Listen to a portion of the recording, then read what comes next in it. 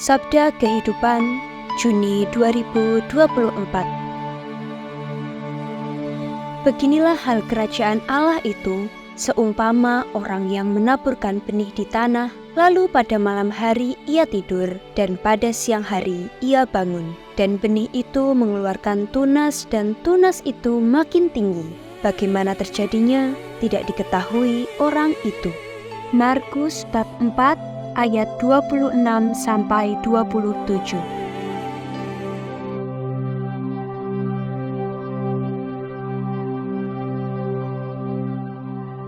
Kerajaan Allah yang merupakan inti dari pesan Yesus adalah kabar baik yang ingin disampaikan oleh Injil Markus. Di sini, hal itu digambarkan dalam sebuah perumpamaan singkat dengan mengibaratkannya sebagai sebuah benih yang setelah ditaburkan ke dalam tanah akan mengeluarkan daya hidupnya dan menghasilkan buah. Namun, apakah kerajaan Allah bagi kita saat ini? Apa kesamaannya dengan sejarah kita, baik secara pribadi maupun kolektif, yang selalu terombang-ambing di antara harapan dan kekecewaan? Jika benih itu telah ditaburkan, mengapa kita tidak melihat buah-buahnya berupa kedamaian, keamanan, dan kebahagiaan? Beginilah hal kerajaan Allah itu, seumpama orang yang menaburkan benih di tanah, lalu pada malam hari ia tidur, dan pada siang hari ia bangun. Dan benih itu mengeluarkan tunas, dan tunas itu makin tinggi. Bagaimana terjadinya, tidak diketahui orang itu.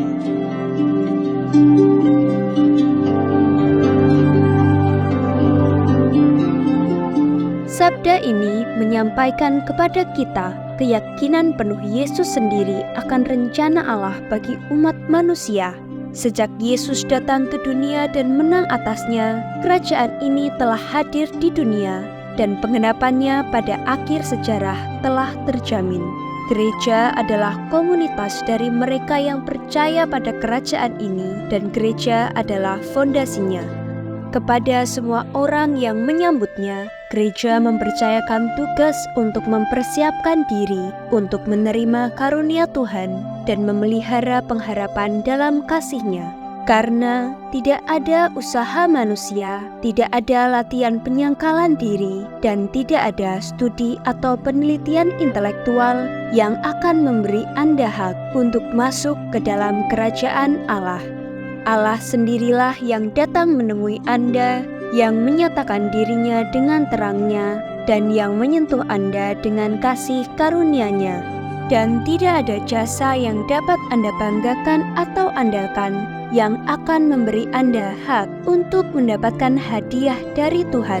Kerajaan itu ditawarkan secara cuma-cuma kepada Anda.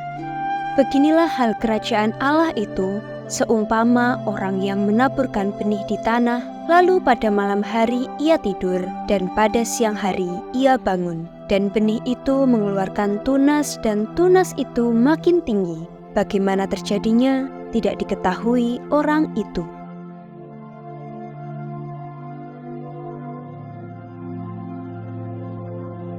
Sabda kehidupan ini mengarahkan kita untuk percaya pada kekuatan cinta yang akan menghasilkan buah pada waktunya. Sabda ini mengajarkan kita seni untuk mendampingi dengan kesabaran apa yang dapat tumbuh dengan sendirinya, tanpa perlu mengkhawatirkan hasilnya. Sabda ini membuat kita bebas untuk menyambut orang lain pada saat ini, menghargai kemampuannya sambil tetap menghormati waktunya. Sebulan sebelum pernikahannya, putra kami menelpon kami dalam keadaan khawatir karena pacarnya mulai menggunakan narkoba kembali. Ia meminta saran tentang apa yang harus dilakukan. Tidak mudah untuk menjawabnya. Kami bisa saja memanfaatkan situasi ini untuk meyakinkan dia agar meninggalkan pacarnya. Namun, sepertinya hal itu tidak tepat. Jadi kami menyarankan agar dia mendengarkan suara hatinya. Keheningan yang panjang pun terjadi. Lalu dia berkata, "Saya rasa saya bisa mencintai lebih banyak lagi." Setelah pernikahan, mereka berhasil menemukan pusat rehabilitasi yang sangat baik dengan dukungan rawat jalan. 14 bulan yang panjang berlalu di mana istrinya berhasil menjaga komitmennya untuk tidak menggunakan narkoba lagi. Ini adalah jalan yang panjang bagi kami semua. Tetapi kasih Injili yang kami coba miliki di antara kami berdua, meskipun ada kalanya kami meneteskan air mata, memberi kami kekuatan untuk mencintai putra kami dalam situasi yang sulit ini. Kasih yang mungkin juga membantunya untuk memahami bagaimana mencintai istrinya. Beginilah hal kerajaan Allah itu, seumpama orang yang menaburkan benih di tanah, lalu pada malam hari ia tidur, dan pada siang hari ia bangun. Dan benih itu mengeluarkan tunas, dan tunas itu makin tinggi. Bagaimana terjadinya, tidak diketahui orang itu.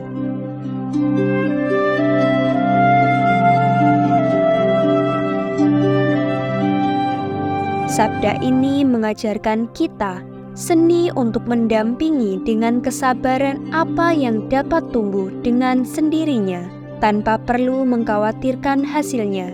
Siang dan malam, kerajaan itu bertumbuh secara diam-diam, bahkan dalam kegelapan malam. Kita juga dapat meminta setiap hari, "Datanglah kerajaan-Mu."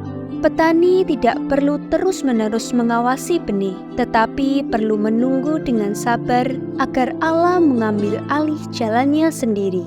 Beginilah hal kerajaan Allah itu, seumpama orang yang menaburkan benih di tanah, lalu pada malam hari ia tidur, dan pada siang hari ia bangun.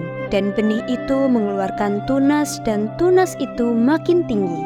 Bagaimana terjadinya, tidak diketahui orang itu.